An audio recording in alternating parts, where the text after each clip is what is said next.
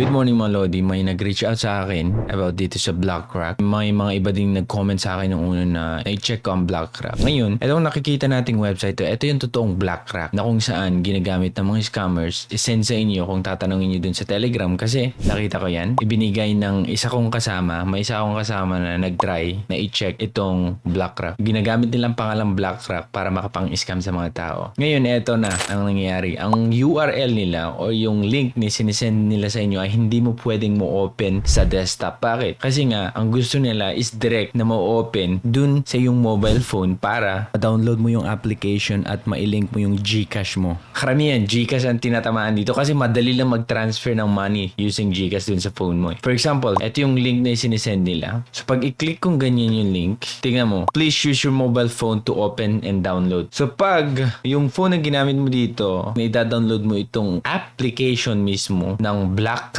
daw, tapos doon ka na mag-start mag-invest. Pero ito ay hindi connected dito sa BlackRock na ito kasi itong BlackRock na ito ay legit. Okay? Ayan o. Kung gusto mo mag-invest sa BlackRock, dito ka pumunta, dito ka kumuha ng information mo, dito ka mag-check. Hindi doon sa ibang link na isinisend sa'yo na maglagay ka lang ng pera. Ayan o. Ito yung totoong BlackRock. Okay? Hindi connected ito sa BlackRock. Yun lang ang sinasabi nila para syempre makapang-scam sila ng mga tao.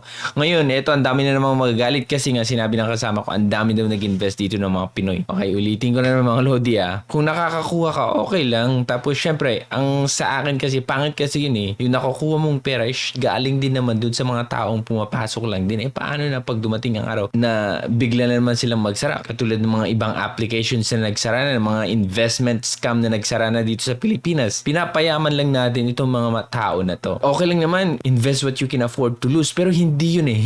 Hindi kasi applicable sa mga ganito kasi alam na natin na doon din papunta itong investment na to. Bakit ka pa ilalagay, di ba? Paalala ko lang dun sa mga Pinoy na kasama ko na wag kayong basta mag-invest kasi pera nyo yan. Kahit pa maliit na pera yan, pera pa rin yan mga Lodi. Ang laking pera ang pwede makuha dyan. Unang-una, bakit ko nasabing scam talaga? Bakit sila gumagamit ng ibang name, itong BlackRock, para lang pakita sa mga tao na sikat sila? Ay pakita sa mga tao na meron talaga silang website, di ba? Doon pa lang, nagsisinungaling na sila dun sa mga potential customers nila kung totoo man sila. Same strategy yung mga nangyari nung una pa, iba-iba lang sila ng pangalan. So ito lang masasabi ko sa inyo, wag papatol sa mga ganitong scam. Kasi nga, isipin mo may pumasok na 10,000 dyan sa BlackRock at nagbigay ng tagwa 1,000 o 2,000. Easy money lang dun sa mga nag-create dito. Diba? Easy money. Paalala lang sa inyo at dun sa nag-request nito, may mga nabasa ako dun sa comment, BlackRock. Nag-message kasi ang isa kong kasama na 3,900 niya daw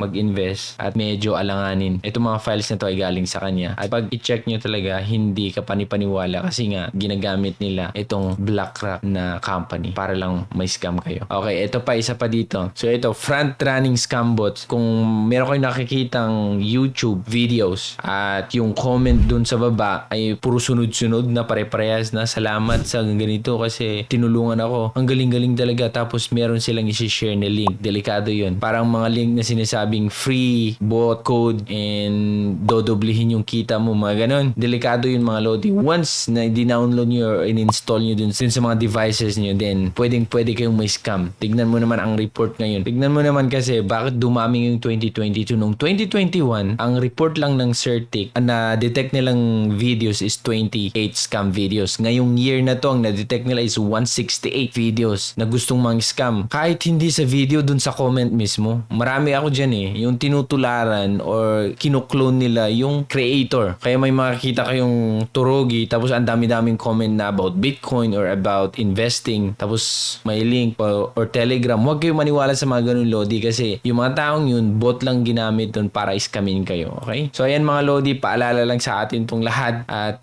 sana matauhan na tayo sa mga ganitong klase ng scam kasi hindi sila mag-stop kung patuloy natin silang suportahan o lagyan ng kahit 500 lang or 100 or 1,000. Wala, hindi to mag-stop kasi as long as they're getting money from us, wala na. Tuloy-tuloy nilang ginagawa to. Hanggang siguro ma-realize natin na ito na naman. So, huwag nating hayaan na maging bilyonaryo ang mga to dahil lang sa kay-scam sa atin. Kasi kahit, sabi ko nga, 20,000 ang pumasok, 10,000 pumasok ng mga tao, nagbigay ng tagwa 1,000, malaki din yung nakukuha nila mga Lodi, okay? So, ito yung investment ng kasama ko kasi tinesting niya talaga. Naglagay siya ng 1,000. Awaiting income niya is 4,914. Ngayon, magiging income na lang yan after after 180 days. Sa tingin mo, after 180 days, makikita mo pa itong application na to after 180 days. Ano ba yung 180 days? Ilang months yan? So, parang 6 months mag-aantay. Tapos, yung 500 niya magiging 2,457. Same thing dito, 2,457 in 6 months. Pero tignan natin, okay? Kung makukuha pa, okay, tignan natin. So, if lahat is na ganito, talagang mag-aantay sila, yung waiting period nila is 6 months, then,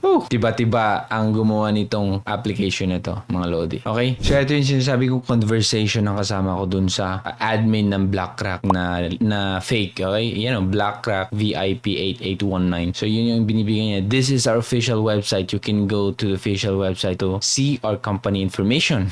Yung information lang pwede mo ma-check dun sa ito. Ito yung legit na BlackRock, yung binibigay niya. Pero, pag mag-invest ka na, hindi itong link na to ang gagamitin mo, kundi magbibigay sila sa iyo ng ibang link kung saan i-download mo yung application na ito ang kalabasan. Na yung link na yun na hindi mo pwedeng mo-open sa desktop, kundi pwede lang sa phone. Kasi nga, ang dahilan nun is madirect ka na i-download agad yung application at mag-invest. Okay? So, totally scam. Scam mga Lodi. So, good luck mga Lodi at huwag papatol sa mga itong style ng scam. Ako si Trogi and thank you so much for watching. Bye.